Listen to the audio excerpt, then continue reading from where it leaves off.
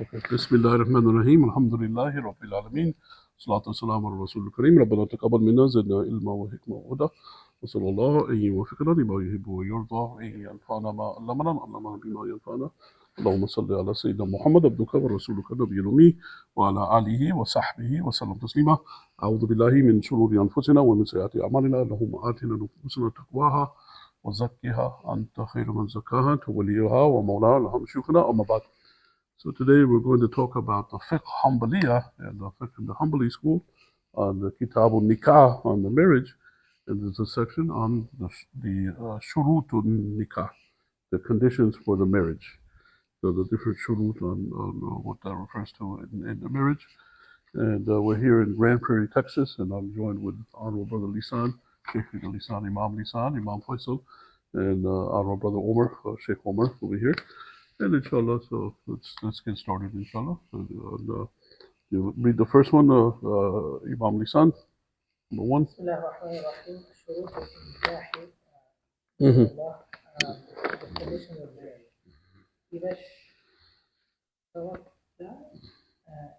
إذا اشترط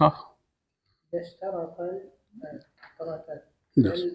الامرأة دارها أو بلدها أو ألا يتزوج عليها أو لا يتسرى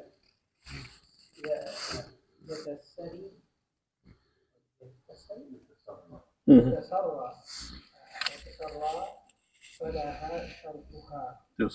Okay, so if a woman, when a person to get married to a woman, she can make conditions on the marriage, and the sheikh over here is giving some examples on the conditions.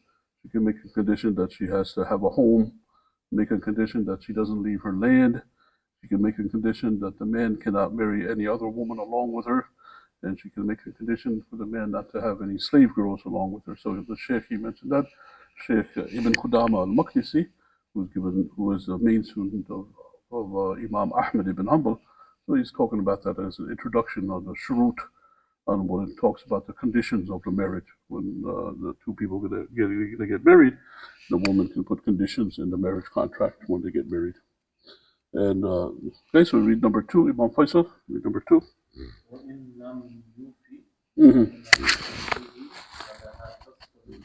Yes.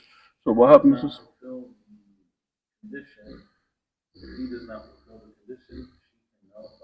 yes.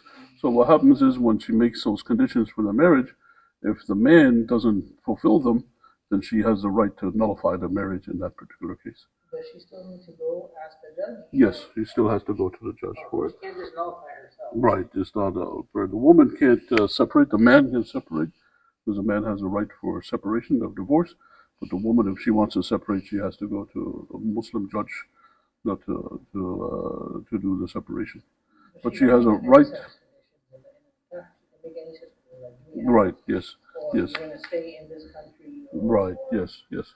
You can't marry anyone else except for me. Right. Yes. Yes. So those are examples of the conditions, and if the man doesn't fulfill them, then she has a right to cancel the marriage. It's just like, the marriage is looked at Islamically like a contract. A person, they have a contract. One person has a contract with the other person, and they have conditions in the contract. If somebody doesn't fulfill it, then they have a right to invalidate the contract. The same thing with the woman. The contract is between the man and the woman, and she puts particular conditions on the contract. And if the other party the man doesn't fulfill them, then she has the right to nullify the contract, and she's got to go to the judge and see what's necessary to rectify it. So, the man can't put conditions on the woman? The Sheikh over here only mentions the woman. Well, the man can divorce any time, so he doesn't have the obligation. Because the man, what he does is he gives the mahr to the woman, and he provides support for the woman. So he has a right to cancel any time that he wants to. So he has that. I guess what is the purpose of this? Yes. Yeah, they have. What else would you like to come? What other rights would he like? Yes. There's a. Cases where like some people, our daughter, she has to maybe marry the same. Yes, so she can make that condition. the man, he can do what's called a sul. We talked about that in a different chapter. That's when Soda, the wife of Prophet Muhammad Sallallahu, so they had the sul. So he can demand things from the woman, and then she can do a sul. So she can agree with it to do it if she wants to. What is that called? Sul, they call it. What happens is Soda was afraid that Rasulullah Sallallahu was going to divorce her, so she said that she's going to give her time to Aisha, to spend the time for Aisha. So you can do it that way. But that's the way it's looked at, because the man is the one that spends on the woman. He's the one. Question. Actually, a man can put conditions. For example, say that she's a rich woman, and she makes a condition that I am not going to want any money from you. And I just want you to live with me and so on and so on, and protect me and so on, but I don't want any money. She agrees to it first, right? Well, the man, what he can do is, because he has the right to divorce, he can make the conditions anytime. No, Because he can divorce her anytime that he wants. Can she relinquish her right to fast for non-maintenance by agreeing to that condition in the beginning? For example, if the woman says, you know what, I don't need a separate house, I want to stay with your family, or I don't need money, don't spend any money on me, and she makes a condition as such in the nikah, and then later she's like, I changed my mind, now give me a fast. Right? Can the man say, well, you agreed before that you're not going to take any money, so why do you want it now? Or like the example that you had from Sauda radiallahu anha, she said, just take away my night or my turn. Can she later turn around and say, no, I want it now? Right? Can she break her? Can she do that? All right. So what happens is the man, he can divorce the woman anytime. So he can put conditions on any time. He can say, you got to do this, this, this, or I'm going to divorce you. And then he can divorce. He has a right to divorce her anytime. The woman, because she took the mahr and she's being supported, she took those things, so it's she has to fulfill her obligation. And so she says that in the beginning, that she makes these conditions on that she's gonna be together with him. So the man can make conditions, because he can divorce a woman anytime, and he can say to the woman, unless you do this, I'm going to divorce you. No. She says, I give up, I relinquish my rights to time and to support. Is it called a nisyan? Yes. So she relinquishes those rights, and then after they get married, and she said, no, I changed my mind. I want my own rights. I want those rights. Do you have a right to demand that?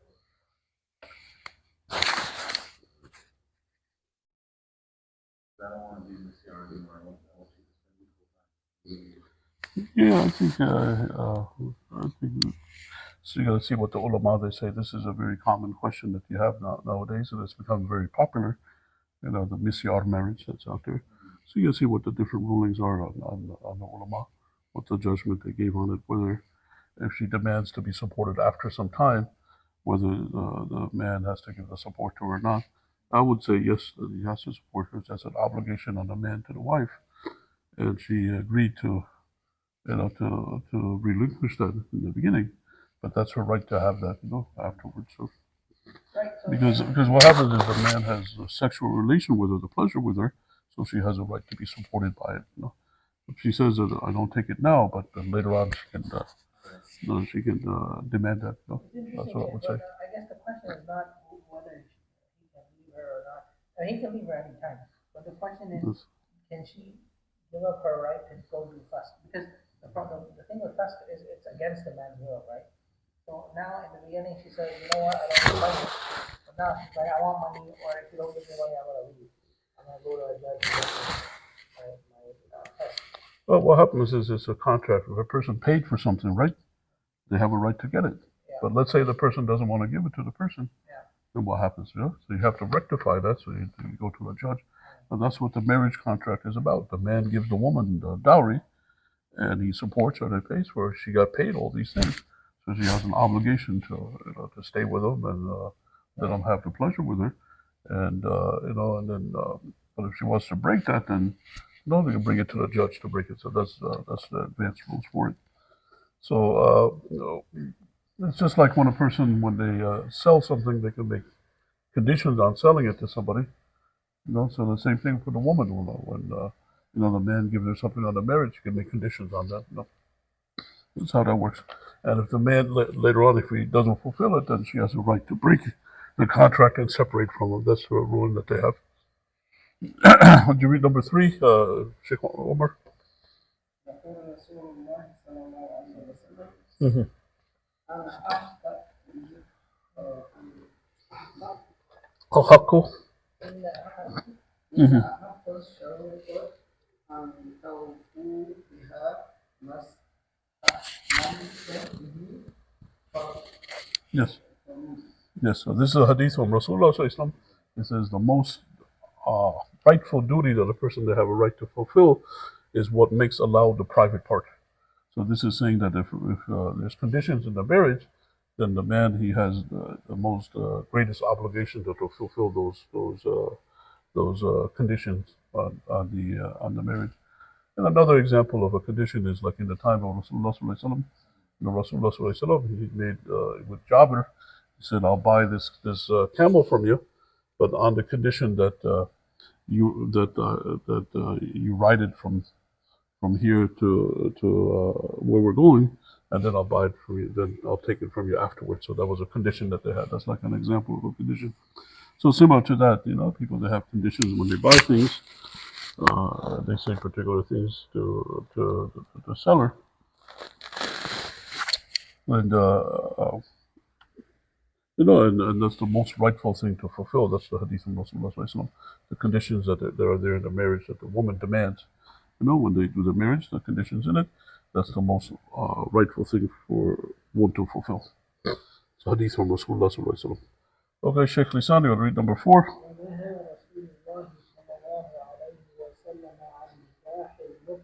Mm-hmm. Okay, so if there's a condition that in the contract that a person is going to divorce her after some time, then that's called a muta marriage, and that's not allowed to have that condition. Like, let's say a man goes to the woman and they say, okay, the woman says in the condition, you're going to get married to me, but after 1 year from now, you're going to divorce me, or after 6 months from now, you're going to divorce me, or after a week from now, after 1 day. They call that a muta marriage, a temporary marriage, and that's not allowed. That's not allowed in Islam. That if that's a condition on it, that's incorrect. I think something very interesting, Sheikh, is the man. It doesn't really hurt. I mean, it doesn't really hurt him because he can do divorce at any time.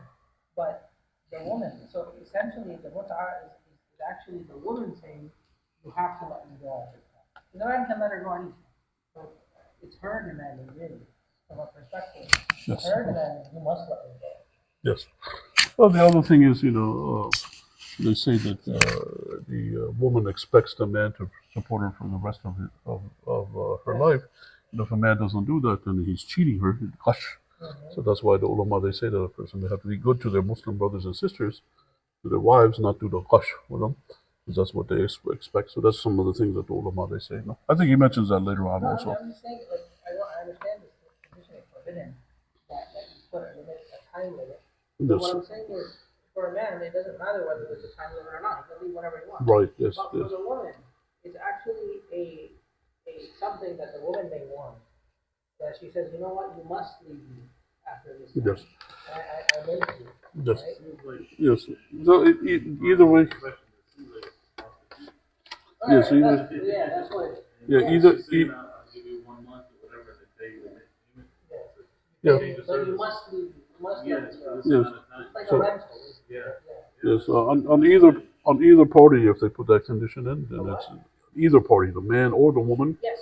Then that's understood between each other in a marriage contract, and the marriage is forbidden. It's not allowed as a muta marriage. Right. No, I understand, but what I'm saying is that if a condition such as this were put, I mean, it doesn't benefit the man at all, because the man can leave whenever he wants. Right. Yes. What it does benefit is the woman. Yes. If she wants to leave, right? I mean, it's forbidden, but what I'm saying is it would come from the woman to start. So usually, almost all the conditions, it's on the woman's side. It benefits the woman. The man doesn't really get any advantage from the conditions. Usually, on all of the conditions, that's there in the marriage. So usually the woman puts the condition. The man doesn't put conditions because he has a right to divorce her anytime, and the woman puts a condition. And if a man doesn't fulfill that condition, then she has a right to dissolve the marriage. To to nullify the marriage, to separate them. What the Sheikh was saying is basically kind of doing a prostitution. Essentially, the woman may collect a lot of money from Mahar, and then she says, you know what, I give you a week. Yes. And then I must The prostitution woman goes to different men all the time. So that's not the case, you know. You have a husband and a wife, and the man supports her, so that's not prostitution. Oh, okay, I see. Yeah, that's not allowed in Islam. You can't have a muta marriage, you know. You said it was allowed. Yeah, Rasulullah allowed it, but then it became abrogated and it was forbidden until the day of judgment. I think that's coming up later on. Let's mention that in maybe the next couple things there. No, inshallah. Okay, inshallah. So which one we read? Number 4 or number 3? Okay, number 4 we read the muta marriage. Okay, let's go to number 5. إن شرط يطلقها في وقت بعينه لم يصح كذلك. Yes. So likewise, the muta marriage is not allowed, and if she makes a condition that he has to divorce her after some time, then in fact that is the muta marriage. So the sheikh is repeating the same idea, that if she makes that as a condition that that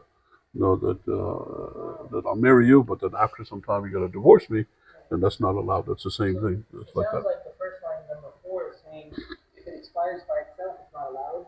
And if he says, you know what, after a while, I'm going to divorce it, meaning I'm going to end it. It's absolutely It ends up being the same. It's the same thing, both of them. You know, the muta marriage, and when she makes a condition that you got to divorce me after some time, that's a muta marriage. You know, that's the sheikh is repeating it redundantly. You know. Temporary marriage, I don't know how it works in Shias, but I think it just, as soon as the time is over, they separate. Yeah, it just ends by itself. Right. Yes. Yes. Just go away separately. Right. Yes. That's what they have. That's how they do it, and that's not allowed. The temporary marriage. I have a condition where there's going to be a divorce after some of marriage. It's got to be set up for permanently until the divorce comes. All right, inshallah. So let's go to number 6. ونهى الشطار وهو يتزوج الرجل ابنته على أن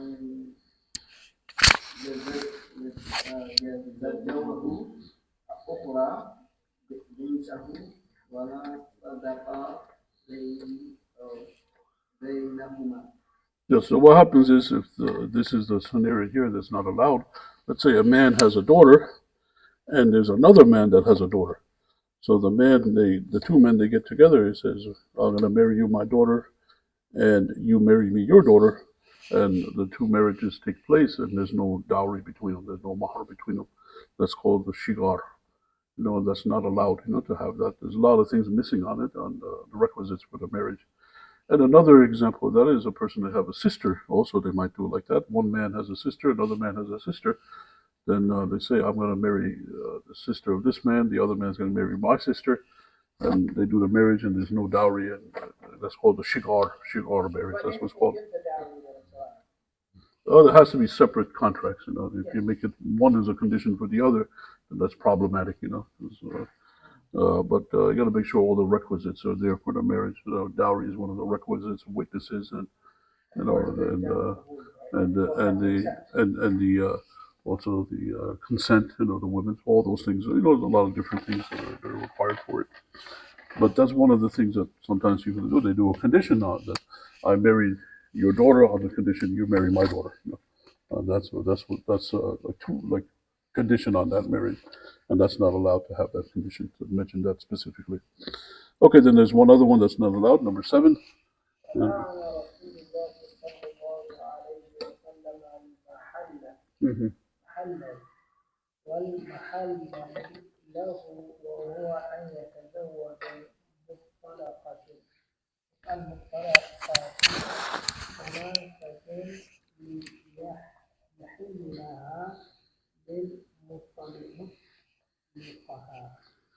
So it's basically what they call halala. Yes. Yes. Like a man divorced someone 2 times, and then another man marries her just so that he will divorce her and then she'll go back to England. Right. Yes. So what happens is when a person they pronounce divorce on the woman, it's revocable. a person in the iddah period, they can take her back, and even if after the iddah period, he can take her back by doing a new marriage contract, by getting married again. But if it's a third divorce, then what happens is they cannot get back together until she marries somebody else, and he has a relation with her, and he separates from her. So what happens is a woman might be divorced 3 times, and she wants to get back with the man, or the man wants to take her back, so they cannot get back together because it's 3 divorces. So what she does is she gets married to another man and has the relation with him, and then he divorces her, and then she is allowed to get back together with the man. So that's called the muhilla. And doing that marriage is not allowed either. So that's another example of the marriages that the Sheikh mentioned. That's mentioned in the books of ilm, of where you have those conditions in the marriage that's not allowed to do that type of marriage. So he mentions that number 7. Is that clear what the muhilla marriage is? The Sheikh Omar? Okay. So a woman just gets married to a man, so she becomes allowed to her previous husband. Because after 3 divorces, she's not allowed to her previous husband. So she gets married to another man, and he has a relation, and then he divorces her, and she becomes allowed to her previous husband. And that's not allowed. The hadith that the Prophet says that's a borrowed peacock. Right. Okay. So When you get a man to have the relation, the Prophet forbade that. He said, wow, yes, yes, cursed it. yes, To get this other person. yes, yes. So that type of marriage is not allowed. So those are the conditions in the in the marriage, and these things is the additional things that are required in the marriage. When you have the marriage, the man has to provide the food for the wife and the board for the wife. So it's not a condition from the woman. That's already there. That's already a built-in condition. She doesn't have to specify that. That's an obligation for the man. And the woman has to allow the man to have a relation with her. That's already there. They don't have to state that as a condition.